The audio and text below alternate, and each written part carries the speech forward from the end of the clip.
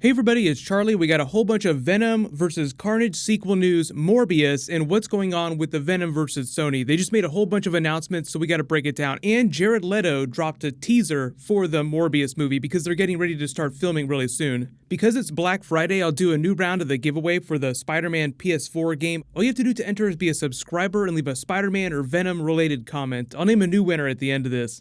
So first big thing, you probably heard this morning that Sony just dated its next two Marvel movies, and we know what they are because they're getting ready to start shooting the Morbius movie. They officially dated that for July 10th, 2020, so it'll be a summer movie the year after next. So Spider-Man Far From Home, next July. The summer after that will be the Morbius movie. Jared Leto just posted this teaser to his Twitter account because they're getting ready to start.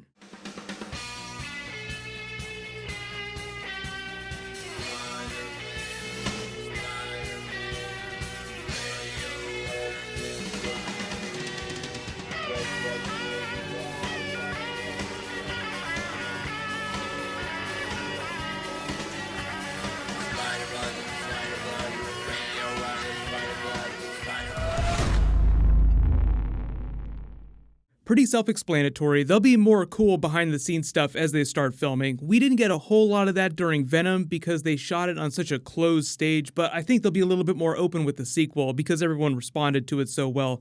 The second Marvel movie that they just confirmed is obviously the Venom vs. Carnage sequel, and that is now dated for October 2nd, 2020, so just a couple months after the Morbius movie. So you can kind of see on the way they try to stack their Spider-Man Venomverse movies. Right now, within the span of a 12-month period, Sony has 5 movies coming out, like really big tentpole movies with characters that it controls, including Tom Holland's Spider-Man, because we had Infinity War this year, then we have Avengers 4 next year, which he'll appear in, then Spider-Man Far From Home. We had Tom Hardy in the Venom movie in October, and then in December coming up, we have Spider-Man Into the Spider-Verse, which is also a Sony animation movie. So you can see how they're trying to use the Spider-Man synergy of all those separate properties together. Like, look at this Spider-Man universe. Everybody get really hyped up about the next big Spider-Man thing. Morbius is just the first movie that they're doing with a character that isn't directly connected to Spider-Man, even though Morbius is largely associated with the Spider-Man comics. But early scuttlebutt is that they'll try to work in a Tom Hardy cameo. He signed a 3-picture deal, but we don't know how that incorporates cameos in the other spin-off movies because they're looking at it as more of a Venomverse than a Spider-Man Spider-Verse. But the sheer fact that they're releasing it during the summer means that they expect that it'll do really well. Usually you only put movies in the dead of the summer like July if you think they're going to do gangbusters.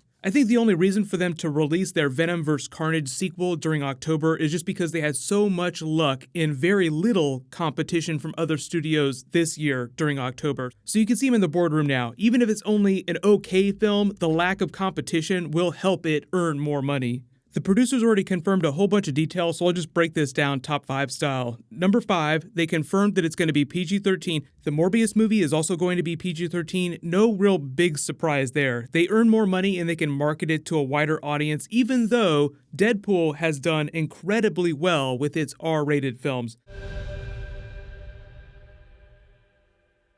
Why am I here? You're in a PG-13 version of Deadpool. Sony waited till a little bit later in the process to back off that R rating. Like, you can kind of tell they shot it as an R film, then just cut it down to a PG-13 film. So number 4, the reason why they're ramping up for Morbius right now and they haven't started production yet on the Venom sequel is because they're spending a lot more time developing that Carnage script. Because one of the biggest complaints of the Venom movie is that it was tonally a little imbalanced. The first part of the film felt out of place with the later parts after he got the symbiote, and everything that Tom Hardy did once he did get the symbiote felt tonally very different from what the other actors were doing in those scenes. So it was one of those situations where you could tell that they were figuring out what the movie was going to be on the fly, and they gave Tom Hardy a lot of latitude with what he did with the character. One of my friends even got to interview him for a junket at the movie, and that's the famous or infamous interview where he said that there was hours and hours of deleted scenes that hit the cutting room floor. I was like,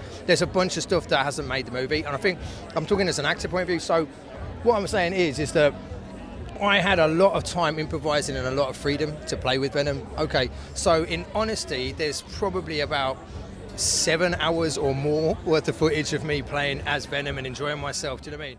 but most of that was all improv of him trying to figure out the Eddie-Venom relationship. So like when he does really funny stuff, like when he climbed in the lobster tank, that's just something that he came up with in the moment. That was not in the script. Usually what they do with a lot of sequels, like Spider-Man Far From Home, for instance, is that once you've figured the character out, like they know who Tom Holland's Spider-Man is, you know how he would act, it's a lot easier to write scenes for him. But that also plays into the idea of number 3, Woody Harrelson as the Cletus Cassidy Carnage character. Everybody saw that post-credit scene. It was way over the top. The red wig was terrible. You could tell they kind of threw it together at the last minute. Really late in the process, the early tracking for the film wasn't doing so well, so I think that Sony was still planning on doing a sequel no matter what, even if the film didn't do as well as it did, and it did do very well. The director, Ruben Fleischer, was also the director of the Zombieland movies, so that's the Woody Harrelson connection. He's the one that brought him in, and I feel like Woody Harrelson does crazy really well, but I think they have to give him the right material, and that just goes into them spending more time working on that script, because Cletus Cassidy crazy is very different from Tom Hardy climbing into a lobster tank crazy.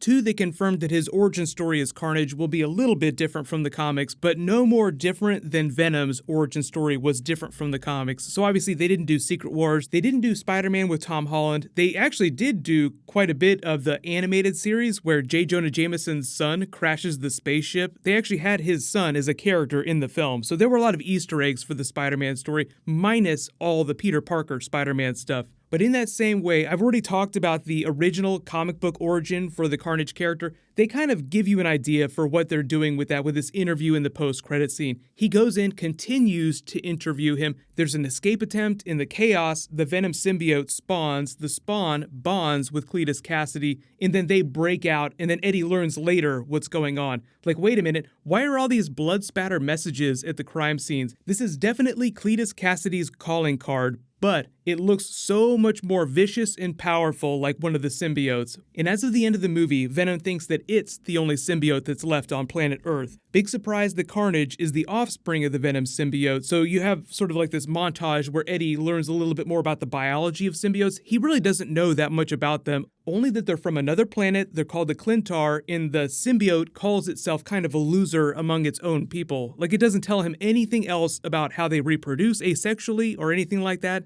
So if the Venom symbiote were to spawn while he was in the prison near Cletus Cassidy, Eddie wouldn't realize what was going on, just like a piece of it would slough off, like, oh, what's wrong, are you sick? Then that later, surprise, surprise, the Carnage symbiote bonds with Cletus Cassidy and you have your movie. Number 1, for those of you asking what's going on with Spider-Man Tom Holland though, Sony does have to renew its sharing arrangement after this Spider-Man Far From Home film next year, but Tom Holland already did an interview confirming that they're doing a third film. This is that clip. There is still a lot of room for Peter Parker and Spider-Man especially to grow in the next 2 movies, you know. He's definitely not the finished article by the end of Spider-Man Homecoming.